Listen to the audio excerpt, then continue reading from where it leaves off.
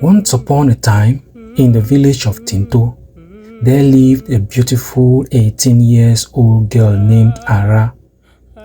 She came from a royal family, and her grace and charm left no young man indifferent. Arrah's beauty was complemented by her good manners and diligent housekeeping skills she had learned from her mother. Her presence lit up any room, and her smile could warm the coldest of hearts. The villagers admired her, and many young men dreamed of winning her heart. Arrah's parents were proud of their daughter. They often received suitors who came to ask for her hand in marriage. These suitors came from far and wide, drawn by tales of her beauty and grace. However, Arrah and her parents found none of them worthy enough. They were looking for someone who could match her in character and nobility. The process continued for months, and the line of suitors showed no sign of dwindling. One day, a wealthy prince named Ngasu from a distant land called Inokun heard about Arrah. Ngasu was intrigued by the stories of her beauty and grace. Despite the fact that intertribal marriages were frowned upon in those days, he decided to pursue her. Ngasu was determined and began sending expensive and varied gifts to Arrah and her family. These gifts included rare jewels, fine fabrics, and exotic spices. The gifts were a token of his admiration and his desire to win Arrah's heart. Prince Ngasu's gift soon caught the attention of Arrah and her family. They were impressed by the wealth and thoughtfulness behind each present. Unlike the other suitors, Ngasu's approach was unique. He did not simply ask for Arrah's hand in marriage. He demonstrated his commitment and respect through his gifts. Each gift was carefully chosen, reflecting his understanding of Arrah's taste and preferences. Ngasu's persistence began to pay off. Arrah's parents, who had been skeptical of intertribal marriage, started to warm up to the idea. They admired Ngasu's determination and the effort he put into winning their daughter's heart. Arrah herself was touched by his generosity and the respect he showed her family. She began to see Ngasu in a different light, and her initial reservation started to fade. Despite the growing affection between Arrah and Ngasu, there were still challenges to overcome. The people of Tinto were not entirely supportive of the union.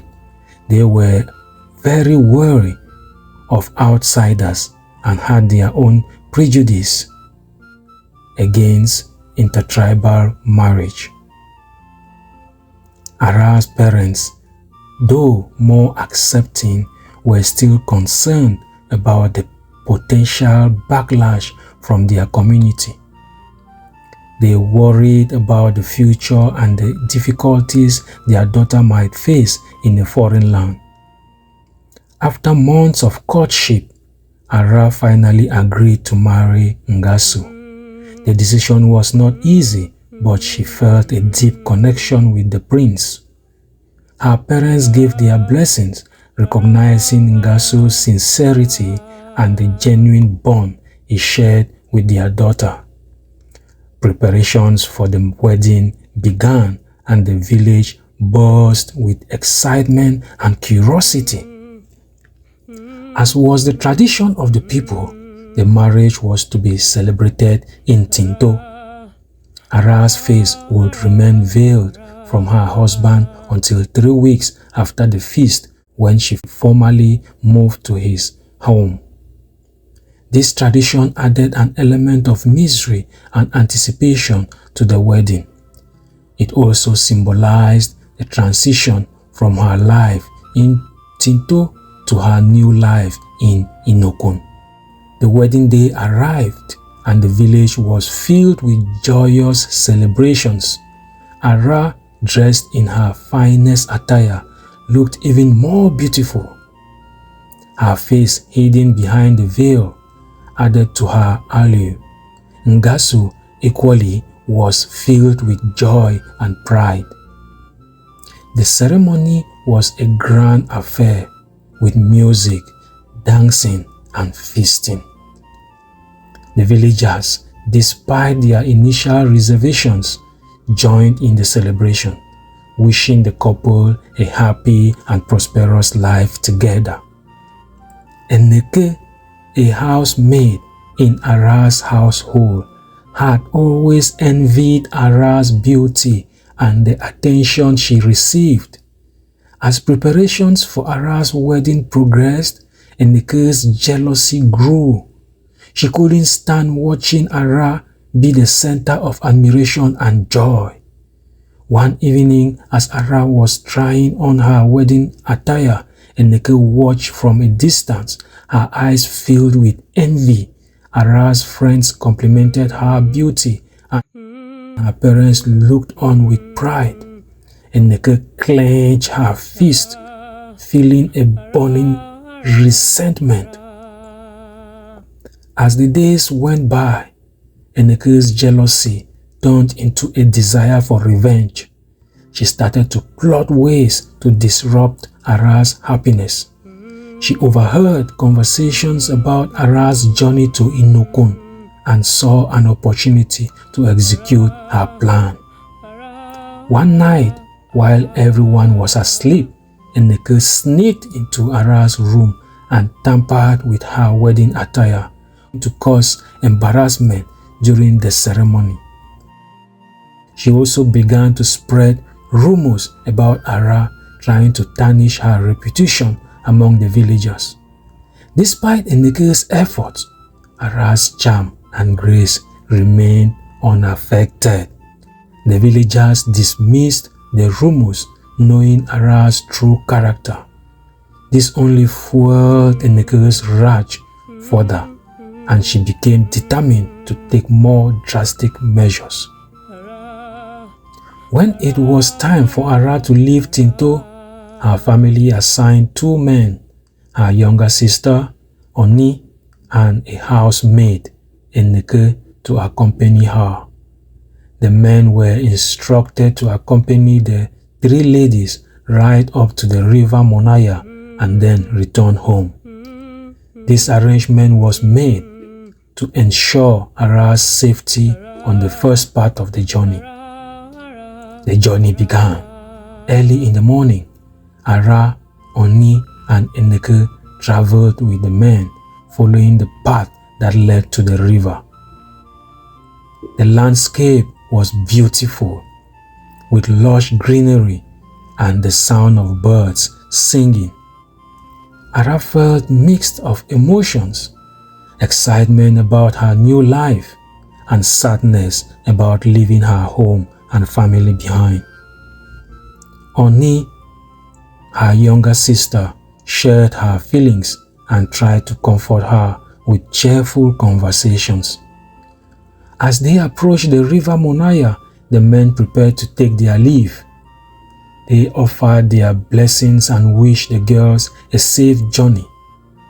Arrah thanked them for their kindness and bid them farewell.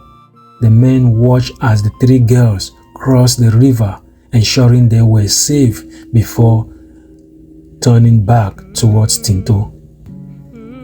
After crossing the river, Eneke suggested that they take a bath in the river. The idea seemed harmless, and Arrah and Oni agreed. The three girls waded into the water, enjoying the coolness of the river. They laughed and splashed momentarily, forgetting their journey and the changes ahead. As they were bathing, Eneke lured Arrah to a part of the river that flowed down a cliff with fast and strong currents. Arrah, curious and trusting, followed her. When they reached the spot, Eneke suddenly pushed Arrah into the current. The force of the water swept her away and she struggled to stay afloat. Oni, who witnessed the scene, screamed in terror and tried to reach her sister, but the current was too strong. Just as Arrah was about to lose hope, a mysterious crocodile appeared. It carried her on his neck downstream to a tree that grew over the river. Arrah leaped onto the tree and climbed to safety. Meanwhile, Oni was left in a state of shock and disbelief. Eneke threatened her, forcing her to silence. She ordered Oni to become her housemaid, assuming Arrah's identity as the new bride. The journey to Enukun continued with Oni and Eneke. Oni was terrified and heartbroken, but dared not say a word or dared not disobey Eneke. They arrived in Enukun and were received with the customary feasting and celebrations.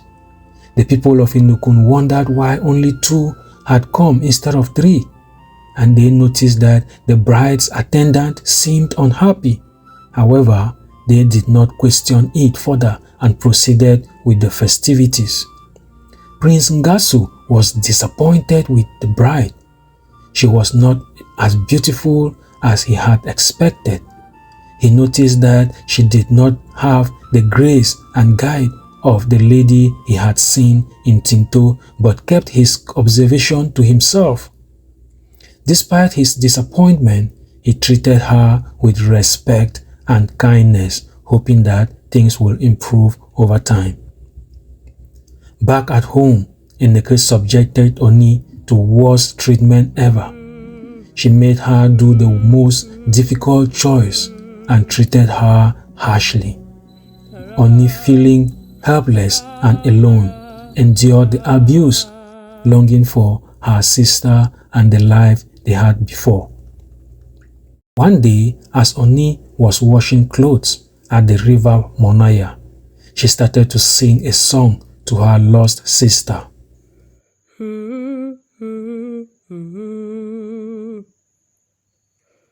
Arrah, Arrah membanga, Arrah, mentuga imgo tobi, Arrah, membunfune ke yugo, Arrah, Arrah, Arrah, Arrah, Arrah, Arrah, Arrah,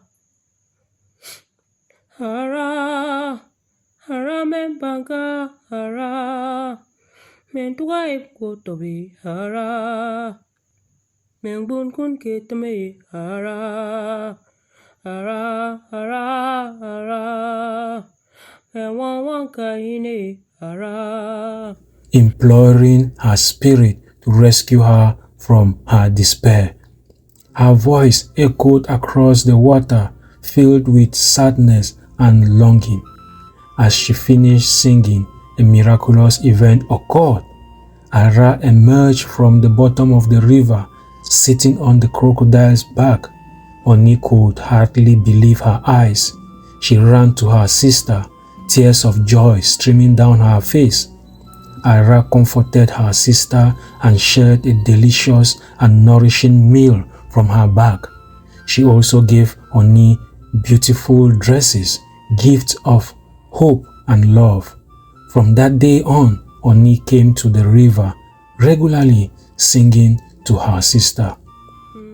Arrah always showed up with food and dresses, bringing a glimmer of happiness to Oni's troubled life. Eneke noticed the beautiful dresses Oni brought home and grew suspicious. Each time Oni returned with new dresses, Eneke would beat her and take them away, demanding to know where she got them. Oni, fearing for her life, kept the secret of her sister's miraculous return. Enneke's cruelty intensified and she became more determined to overcome the source of the dresses. Despite the abuse, Oni continued to visit the river. Her meetings with Arrah were her only solace in life, filled with hardship and pain. The bond between the sisters grew stronger and their sacred meetings became a symbol of hope and resilience. One day, a palm wine tapper heard Oni's sweet voice from a distance. Arrah, Arrah membanga, Arrah, mentuka ibgo tobi, Arrah, membunfune ke yugo, Arrah, Arrah, Arrah, Arrah, Arrah, Arrah, Arrah, Arrah, Arrah membanga, Arrah, mentuka ibgo tobi, Arrah, mengbun kun ketame, Arrah, Arrah, Arrah, Arrah, menwan kaine, Arrah, Arrah, Arrah, Arrah. Intrigued, he approached unnoticed to see who was singing. A few miles from the river, he hid in the nearby bush and witnessed everything that happened. He saw Arrah emerge from the water, sitting on the crocodile's back, and watched the sisters' emotional reunion. The palm wine tapper was amazed by what he had seen. He rushed back to the village and reported the incident to the Prince Ngasu. The prince listened intently. He's suspicious about the true identity of his bride, now confirmed. He decided to act, determined to uncover the truth and reunite with the real Arrah. Prince Ngasu devised a plan to rescue Arrah and expose Enneke's deceit. He gathered a group of trusted men, including the palm wine tapper, and they prepared to follow Oni to the river. They decided to take a goat with them, its mouth stuffed so that it would not bleed, as a distraction for the crocodile. Days later, Oni left for the stream with a basket overflowing with dirty dresses. Prince Ngasu and his men followed her steadily, keeping a safe distance. They watched as Oni began washing the clothes and then stood up to sing her song. Arrah, Arrah membanga, Arrah, mentuka ibgo tobi, Arrah, membunfune ke yugo, Arrah, Arrah, Arrah, Arrah, Arrah, Arrah, Arrah, Arrah, Arrah membanga, Arrah, mentuka ibgo tobi, Arrah, mengbun kun ketame, Arrah. As usual, Arrah surfaced, looking beautiful as ever on the crocodile's back. As Arrah rushed to embrace her younger sister, Prince Ngasu and his men sprang into action. They ran out of their hiding place and threw the goat to the crocodile. The crocodile, distracted by the goat, followed it downstream. The men quickly took Arrah and Oni with them back to the village. The villagers were astonished to see Arrah alive and well. Prince Ngasu revealed the truth about Enneke's treachery. When Enneke saw Arrah, she fainted from shock but was revived and brought before the village council. The elders decided that Enneke should not face harsh punishment but should work to earn the forgiveness of the community. With Enneke's deceit exposed and Arrah reunited with the Prince Ngasu, the couple looked forward to a new beginning. They decided to have a second wedding ceremony, this time with Arrah's true identity revealed. The villagers of Tinto and the people of Inokun came together to celebrate the union of the two tribes. The ceremony was grand and filled with joy. Arrah and Gasu exchanged vows promising to support and cherish each other. Arrah, being a strong and influential figure, took an active role in promoting the empowerment of women in both Tinto and Inokun. She believed that women had a crucial role to play in the development and progress of their communities. Arrah organized workshops and seminars where women could learn new skills, gain knowledge, and share their experiences. Arrah and Gasu succeeded in creating a united and harmonious community. The people of Tinto and Inokun came together, embracing their shared values and traditions. The bond between the two villages grew stronger and the community thrived. Their story became a symbol of hope and resilience, inspiring people to overcome their differences and work together for the common good. Their legacy lived on, reminding future generations of the power of love, truth, and unity. Eneke, in her new role, worked hard to rebuild trust within the community.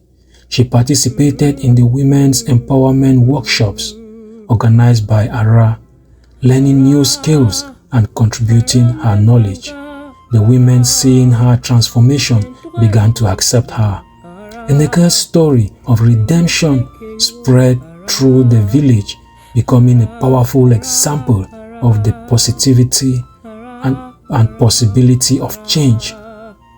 The villagers who once shunned her now saw her as a living testimony and testament to the community's value of forgiveness and growth. The bond between Arrah, Oni, and Eneke grew stronger, rooted in forgiveness and shared experience. They supported each other, becoming a source of strength and inspiration for the rest of the community.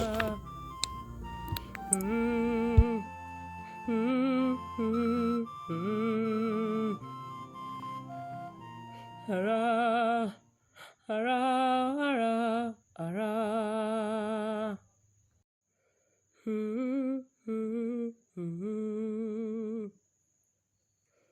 Arrah, Arrah membanga, Arrah. Men tuga im go to be.